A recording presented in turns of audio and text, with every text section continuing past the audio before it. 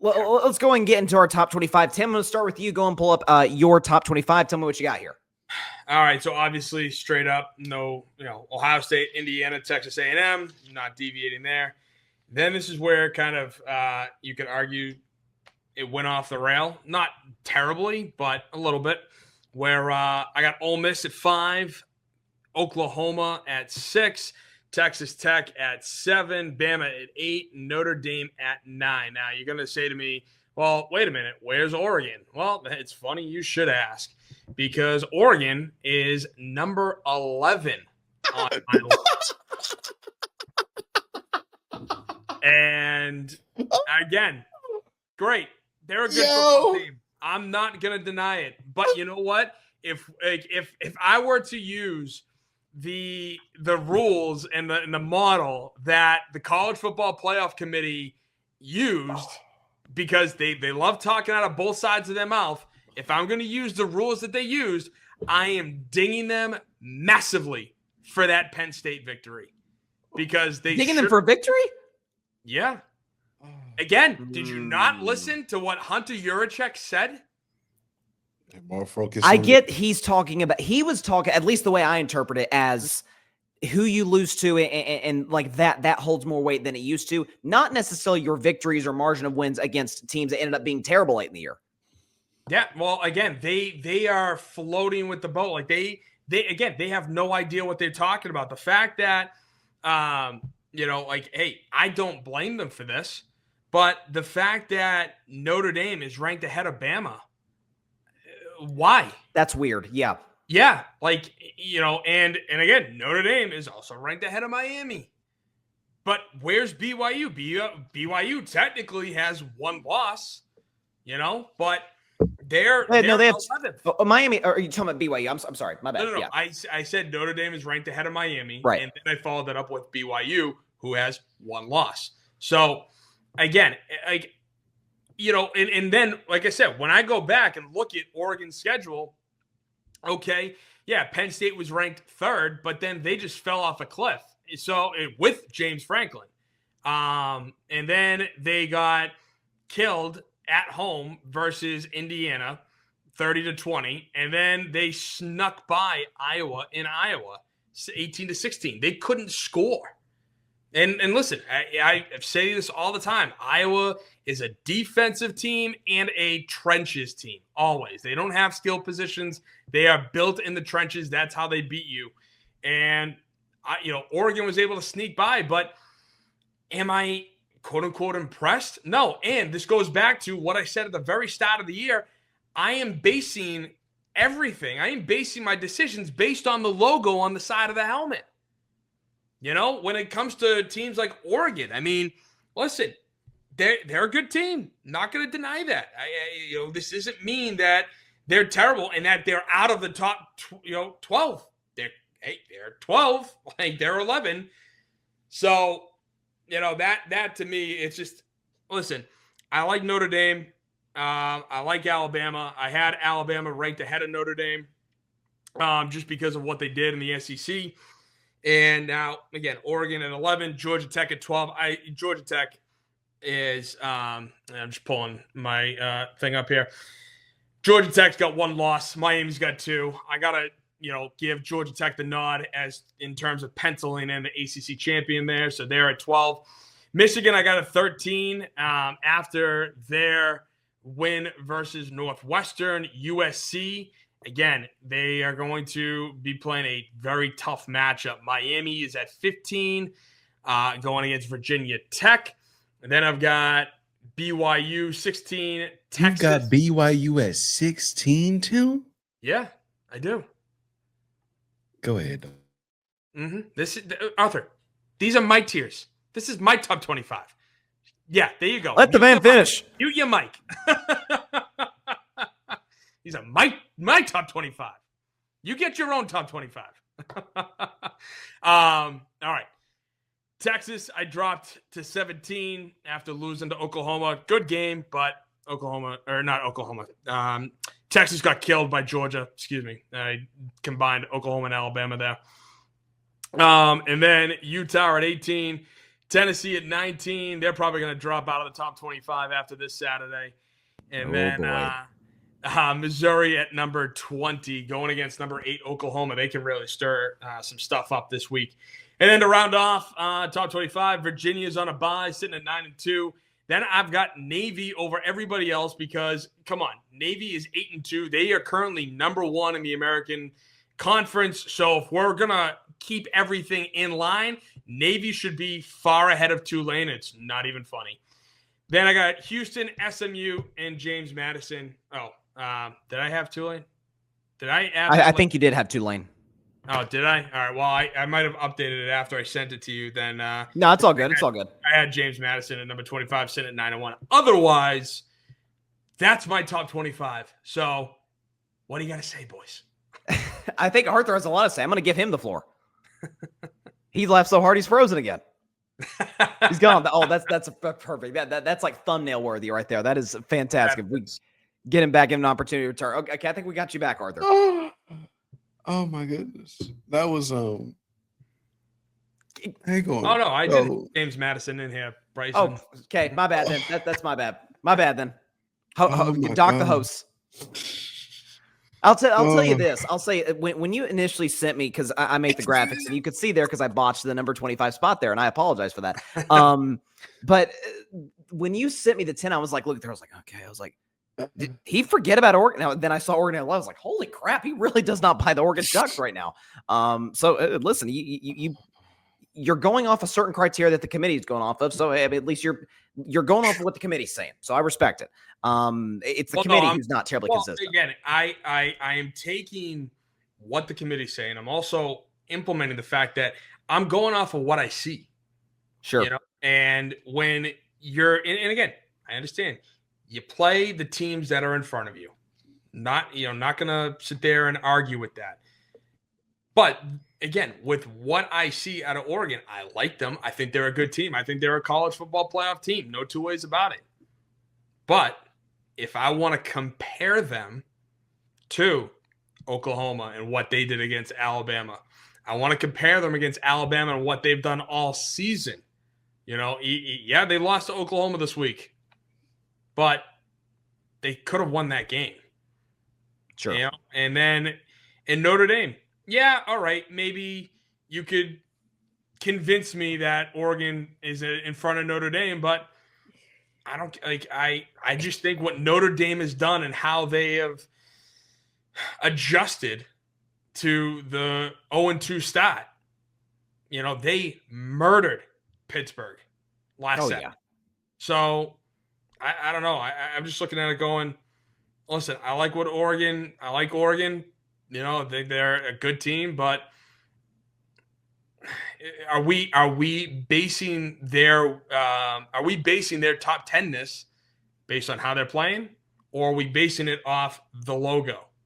And if you want to tell me you're basing it off of how they're playing, great. I'd love to sit down and have that conversation, you know, but it's just the way I look at it right now, this is why it's subjective. I got them at 11. That's fair. We'll go and go to Arthur's speech was about 10 top 25. No, I mean, I'm not mad at it. He's right. They do. Oregon looks like what? How do they look? How do they look, Arthur? Damn it, Arthur, tell me how they look. Oh my God, that was great. Oh man. Frozo's in full. Okay, I think we got you back, Arthur. I think we got you. But no, I was saying real quick. No, Oregon definitely looks like they can get got for sure. Okay. Listen, if you disagree, please tell me. Like, why do you think we're doing this? No, I mean, listen. When you barely beat Penn State and it takes you 2 overtimes to beat them, when you lose to Indiana when they're ranked number 7, you only beat Wisconsin by 14, you only beat Iowa by 2. But I told you guys before, even when we play them, like that's always going to be a tough team. Iowa, Purdue, those teams always make it tough on the big leagues of the Big Ten. I don't know about Purdue, but yeah. Well, I mean, Purdue beat us that 1 year. Sure, They always get us like every 5 years, and it's just one of that loss where it's just like, my God, this is when the quarterback plays like this, or the defense is like, good God, what is going on? I'm not mad at it. I'm not mad. I'm not. It's Arthur, be mad. Come on, I'm not. be I'm more convinced. surprised about BYU being at 16, dog. Well, That's the one let's that really gets me. I mean, let's go and get into your list to see where you got BYU, where you got Yeah, let's go. Come on. Oregon. Let's go show them the list. Let's see what All Arthur right, has come here. on. So listen, there's no two ways about it. We know the top three teams are Ohio State, IU, and Texas A&M. Texas A&M was about to get plummeted. I don't know where, but they really was about to piss me off because Marcel Reed, I don't know. You look like Joey Aguilar in the second half of Georgia, dog. That was Watch it. Did he not? Did he not? Hey man, I don't know where he was throwing. I really listen. I don't know if he got the jerseys mixed up. I don't know. I don't know. I don't know if this was part of the plan to make the win a lot better, to try to propel him up the Heisman rankings or something. But my God, what number 10 did for the Aggies in that first half, I could not believe my eyes. And I said, this game is over. Texas A&M is probably going to drop to like number 10 on my top 25, and they're not going to be an undefeated team anymore. And then they want to look like Texas A&M in the second half.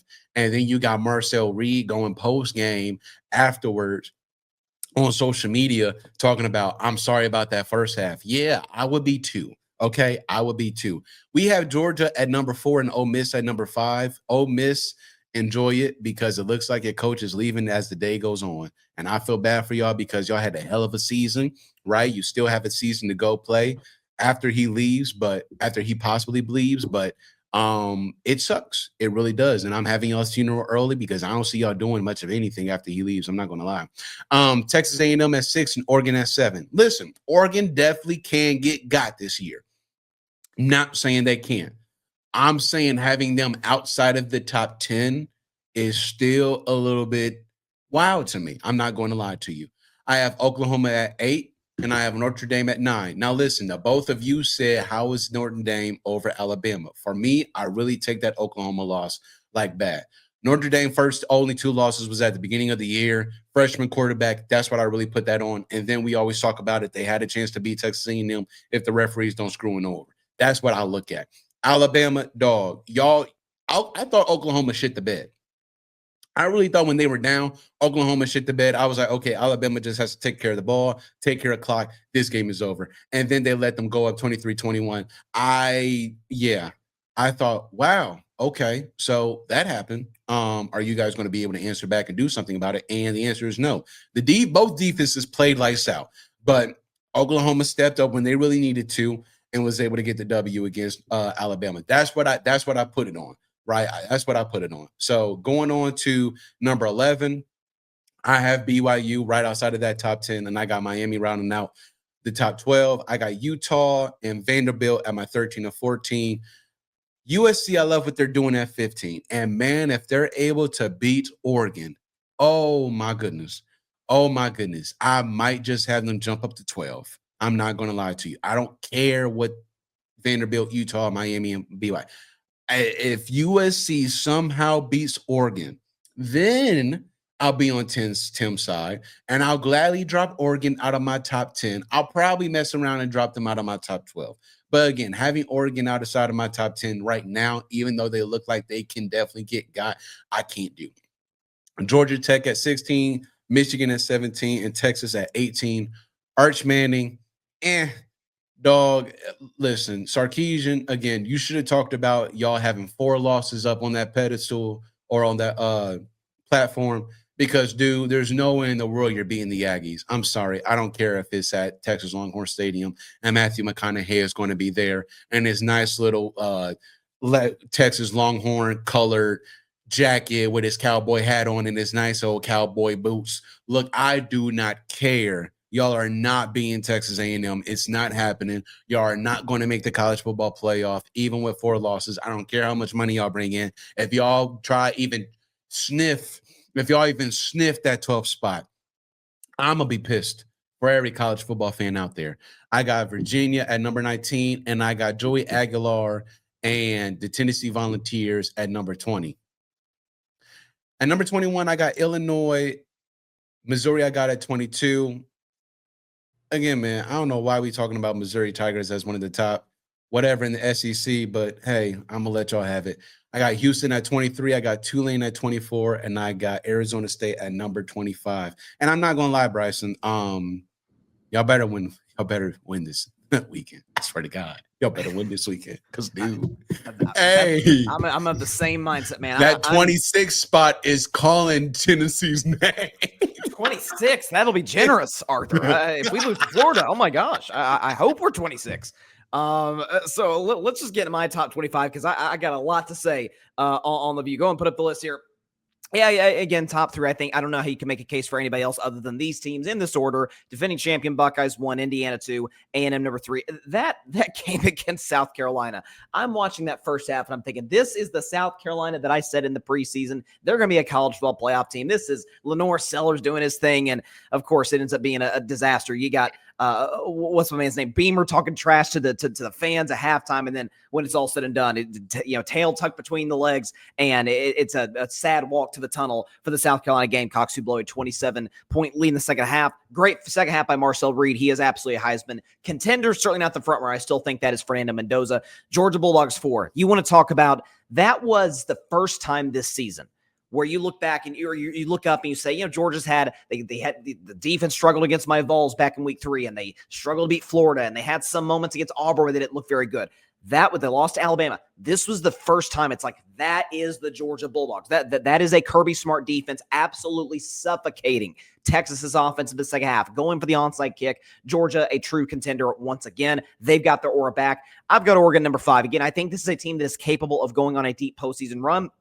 I'm a big time, believer in Dan Lanning. I think he's built a fantastic culture there. Dante Moore is one of the top quarterbacks in college football. Huge game today against USC, so we'll see how that plays out. Texas Tech at 6. You got to give them the respect. They have absolutely dominated the Big 12 this season, and it feels like at this particular moment in time, we'll see what BYU does. You'll see them later in my rankings, but it feels like Texas Tech, it's their conference to lose. Ole Miss is at number 7. Again, sort of to echo what Arthur said. It is just a darn shame, man. I mean, you're probably going to get in the playoff and your head coach might not even be there. I mean, it was announced today, and I'm sure Tim might talk about this on Gator City, that there's going to be a press conference. The AD has announced a press conference the day after the Egg Bowl.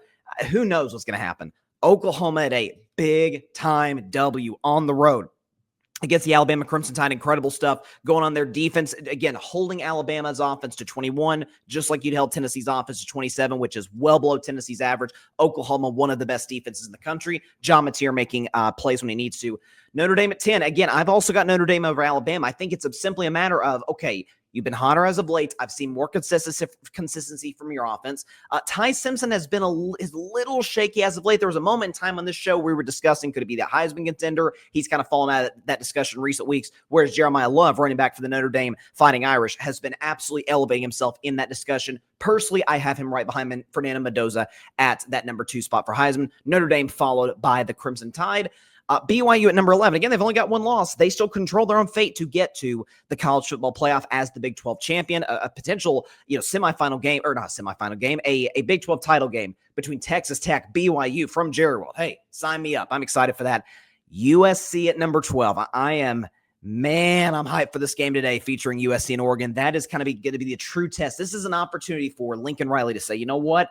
After all the I've taken from Oklahoma fans, and my teams are tough enough and physical enough and all of this, this is my opportunity to make a statement to beat Oregon on the road in Autzen and put my team in a prime position to make the college football playoff. USC's at 12. Utah is a roller coaster at times, the Big 12, but they are certainly a team that can make some noise and who knows, maybe even get to the college football playoff. They were the first team out and when the rankings that came out on Tuesday. Miami at 14, Vanderbilt at 15, Texas at 16. Again, do I think that the committee will give them a shot to get in if they were to upset A&M? Probably, depending on what happens with a USC or a Michigan, a 2-loss team out of the Big Ten. That, to me, is the discussion on whether a 2-loss Big Ten team gets in rather than a 3-loss SEC team. We'll see how it plays out.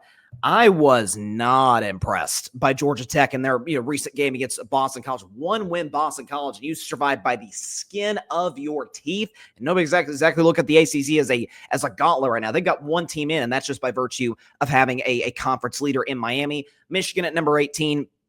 Again, I am very, very excited to see the game next week. Michigan surviving at the gun at Wrigley Field last week against Northwestern. My Vols at 19, huge game against Tim's Gators today. We'll talk about that in the Vol View in just a second. Virginia at number 20 on their bye. We'll see if they finish 10-2 and keep themselves in playoff contention. Rounding out the top 25, I've got Houston at number 21, Illinois. Shout out to Luke Altmaier. Shout out to Brett Bielema for kind of getting this team back on track and having a respectable season. Tulane at number 23. They've had some impressive wins. I liked what I saw from them against the team that I thought was going to be the group of 5 team in the playoff. Memphis, great time, big time performance for them. Still plenty of teams in that group of 5 mix. Tulane, Navy, James Madison, who you see I have at number 25, Arizona State in between them at number 24.